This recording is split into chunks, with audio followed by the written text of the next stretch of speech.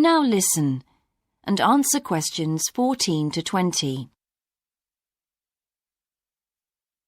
Now, we've also put together a map which we've sent out to all the residents in the area. And on the map we've marked the proposed changes. Firstly, we'll plant mature pine trees to provide shelter and shade just to the right of the supermarket in Days Road. In order to address the traffic problems, the pavements on the corner of Carberry and Thomas Street will be widened.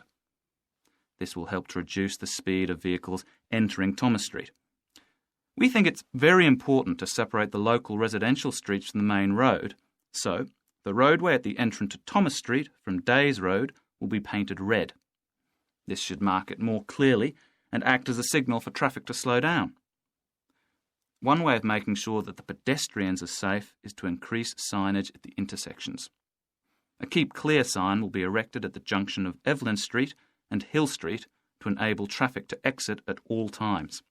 Something we're planning to do to help control the flow of traffic in the area is to install traffic lights halfway down Hill Street where it crosses Days Road.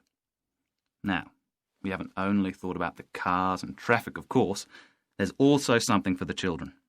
We're going to get school children in the area to research a local story, the life of a local sports hero, perhaps.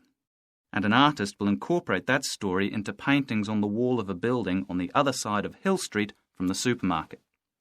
And finally, we've agreed to build a new children's playground, which will be at the other end of Hill Street, close to the intersection with Carberry Street. Wonderful. Now, what's the next stage? Well, the final plan... That is the end of section 2. You now have half a minute to check your answers.